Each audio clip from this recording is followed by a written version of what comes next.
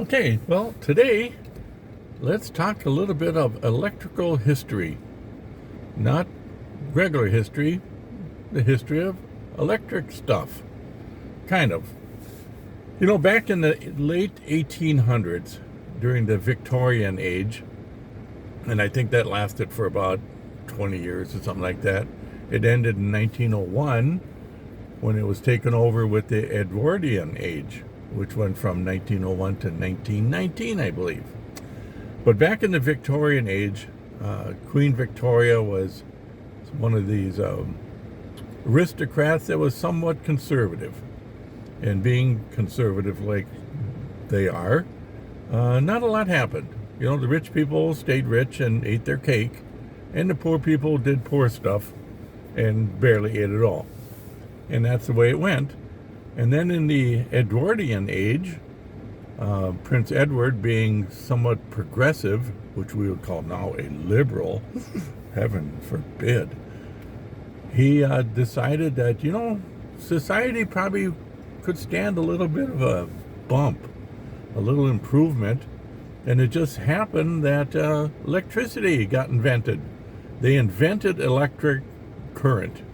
Isn't that something? And, you know, so typically at that period,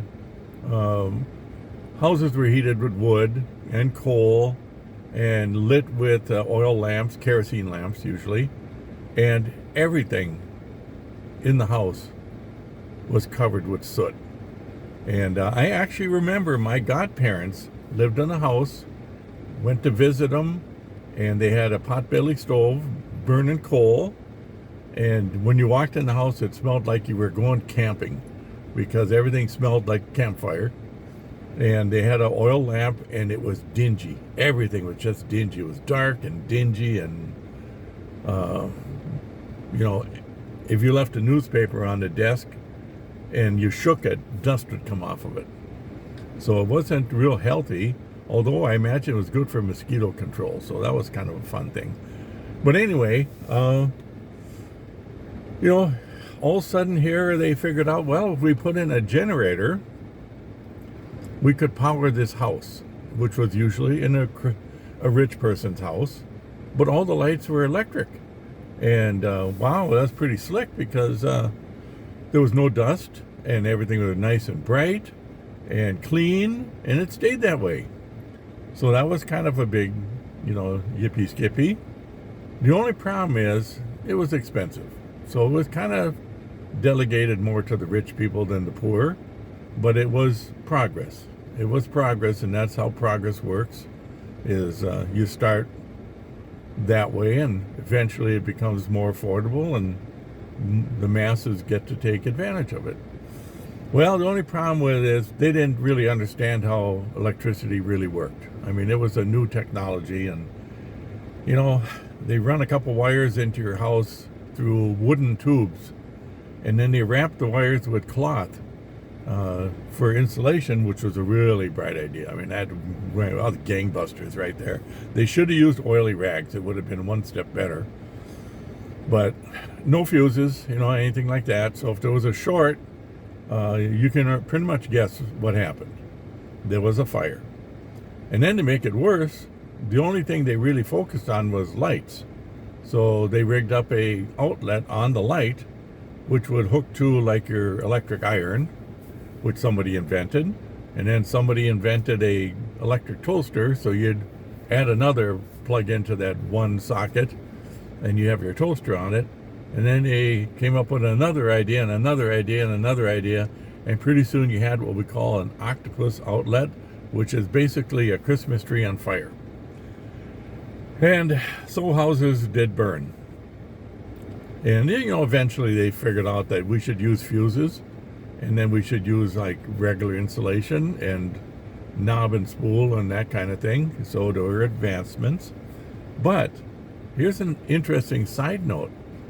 The oil companies, they went ballistic, because what did people heat their houses with? What did they light their houses with? They heated with oil, some of them, if they weren't using wood and coal, and kerosene lamps, which is part of the oil company's deal.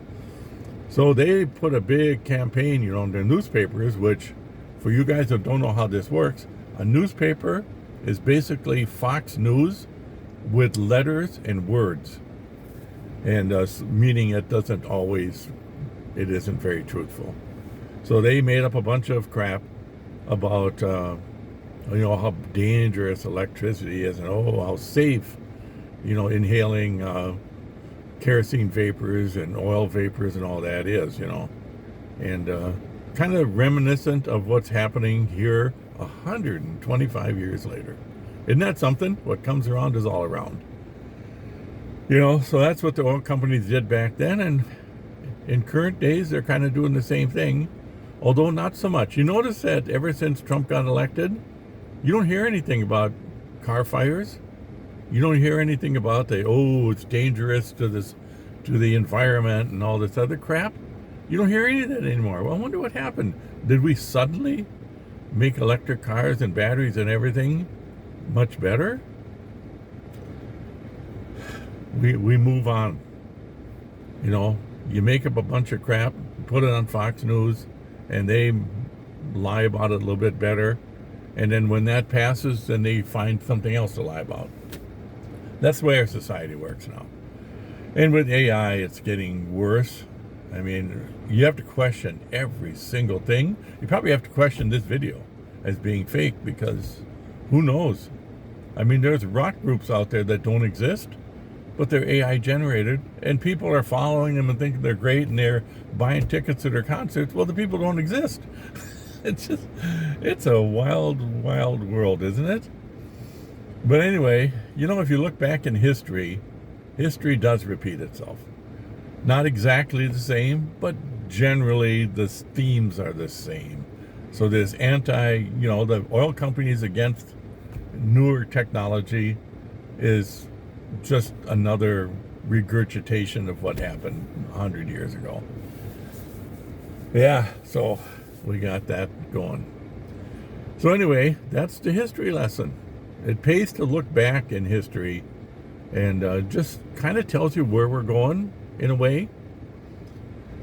So my follow-up video is going to be on a trip that we took, a long trip.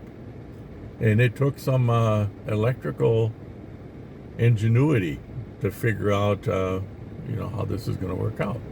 So I'm going to end this video, and I'm going to do another one immediately after. Thank you for watching.